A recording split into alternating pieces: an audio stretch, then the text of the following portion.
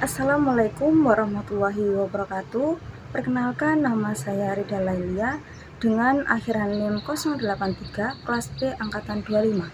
Di sini saya akan menceritakan ulang alur film dokumenter yang berjudul Exile.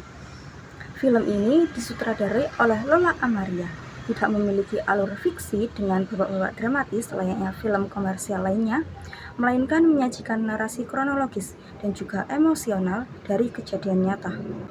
Alur cerita film ini dibangun melalui wawancara mendalam dan juga penelusuran sejarah dari para narasumbernya yang dapat dirangkum ke dalam beberapa fase perjalanan hidup mereka. Film dibuka dengan latar belakang masa pemerintahan Presiden Soekarno.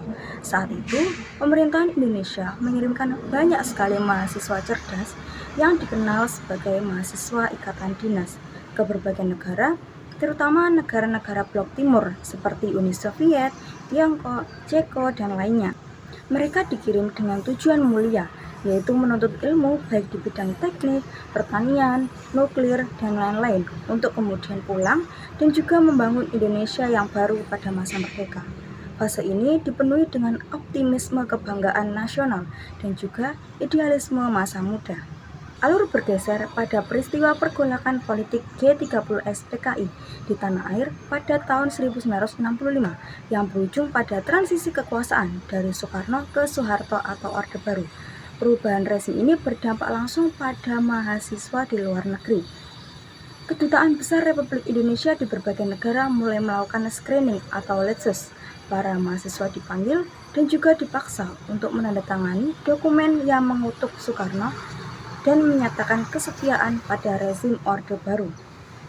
Inti konflik sosiologis dan hukum dalam film dokumenter ini terjadi ketika banyak sekali mahasiswa yang menolak menandatangani dokumen tersebut, baik karena loyalitas teguh mereka pada Soekarno maupun karena prinsip politik dan juga moral.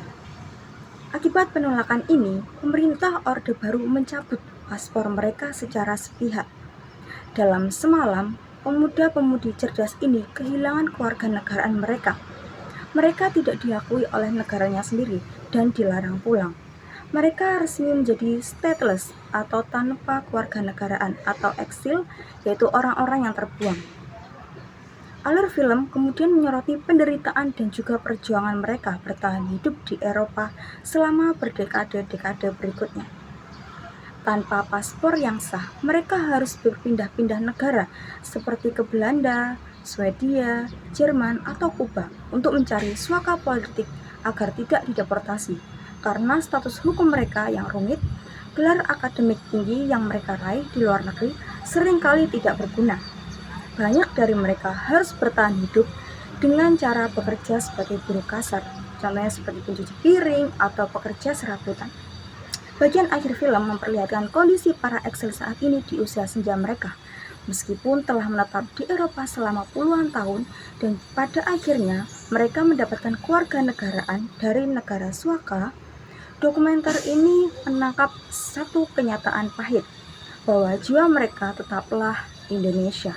Mereka masih sering memasak masakan makanan Indonesia, berkumpul menyanyikan lagu Indonesia, dan terus mengikuti perkembangan politik tanah air Indonesia.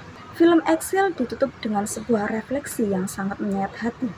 Beberapa narasumber yang diwawancarai bahkan telah meninggal dunia sebelum dokumenter ini dirilis, tanpa pernah mewujudkan mimpi mereka untuk menginjakkan kaki kembali dan dimakamkan di tanah air Indonesia. Film ini menjadi sebuah gugatan sejarah tentang bagaimana negara merampas hak asasi warga negaranya secara sewenang-wenang pada masa itu. Sekian video yang dapat saya buat, kurang lebihnya mohon maaf. Terima kasih. Wassalamualaikum warahmatullahi wabarakatuh.